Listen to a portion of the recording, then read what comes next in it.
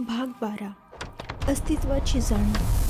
ही कथा साधारण 80 वर्षांच्या आसपासची आहे, पण त्याचे पडसाद खूप वर्षांपर्यंत होते हे तुमच्या लक्षात येईल.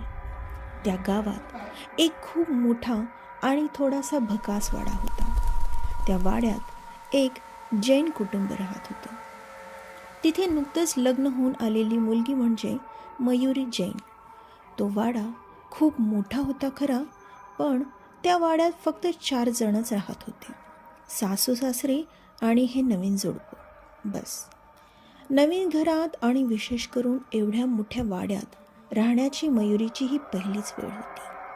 तिचं जेव्हा लग्न जमलं होतं त्यावेळी तिच्या घरच्यांनी तिला सांगितलं होतं की मुलाकडचे गर्भ श्रीमंत आहेत आणि त्यांची मनंही तेवढीच मोठी आहेत. खरंच नशीब काढलं मयुरी तू. हे ऐकून ती मनोमन खुश झाली होती.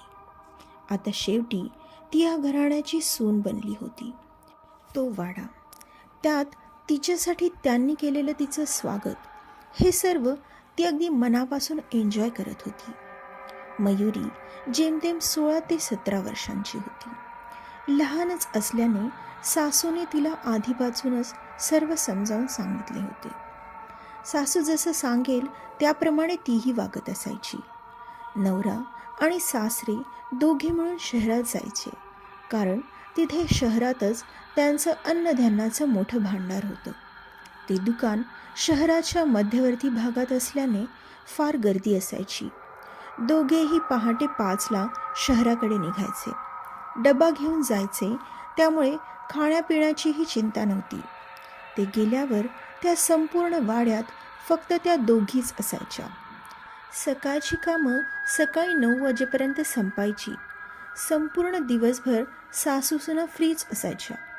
दिवस अगदी वाऱ्याच्या वेगाने सरकत होते. आता बरीच रुळली होती मयुरी तिथे.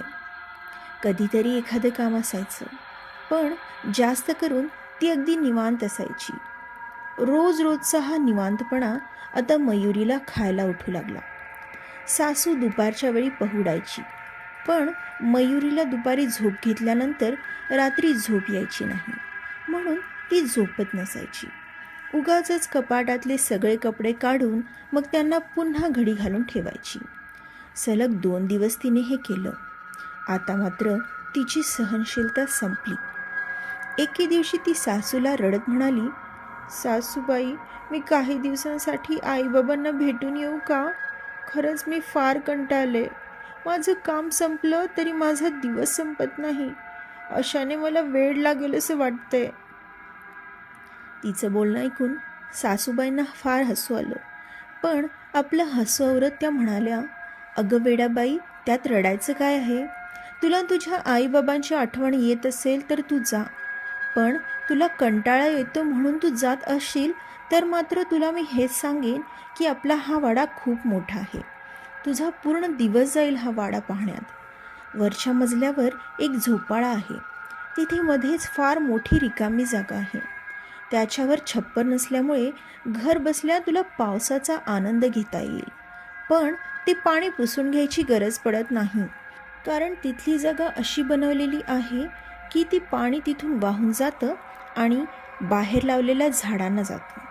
आपल्याकडे वरच्या मजल्यावरच एकीकडे वेगवेगळ्या प्रकारची वेगवेगळ्या रंगांची गुलाबाची झाडे आहेत. त्यांना पाहून तुझं मन प्रसन्न होईल आणि तुझा वेळ कसा गेला तुला कळणार सुद्धा नाही.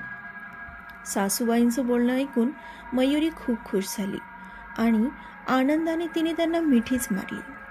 सासूबाईंनी प्रेमाने तिच्या डोक्यावरून हात फिरवला आणि म्हणाल्या, आता जायचं का तुला तुझ्या आईकडे? मयुरी अजूनही त्यांच्या मिठीतच होती. तिथूनच नकारार्थी मान हलवली तिने आणि मग बाजूला होऊन म्हणाली, मी आता लगेच जाऊ? सासूबाईंनी हसत हसत होकारार्थी मान हलवली. मग काय, मयुरी पळतच वरच्या मजल्यावर गेली. सर्वात आधी ती त्या गुलाबाच्या झाडांकडे गेली. त्यासोबत मोगरा आणि जाईची झाडेही होती. सर्वत्र सुगंध दरवळत होता. मयुरीचं मन खरंच प्रसन्न झालं. कितीतरी वेळ ती तिथेच थांबली होती. अचानक पावसाची संततधार आली. मयुरी धावून आत आली. आणि मग तिला अचानक सासूबाईंनी सांगितलेल्या मोकळ्या जागेची आठवण झाली, म्हणून ती त्या जागी गेली. तिथे पावसाच्या सरी पडत होत्या. मग मयुरी सगळं भान हरपून नाचू लागली, एकटीच हसू लागली. मग पाऊस कमी झाला. अचानक झोपाळा हलला आणि त्याचा आवाज येऊ लागला. मयुरी एकदम घाबरली. आवाजाच्या दिशेने बघू लागली. झोपाळा हलत होता आणि तिथे कोणीच नव्हतं. मयुरी घाबरत घाबरतच तिथे जाऊ लागली. तसा झोपाळा आवाज करत हलू लागला.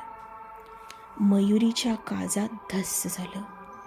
तिने पुढे होऊन तो झोपाळा पकडला आणि थांबवला. झोका थांबला.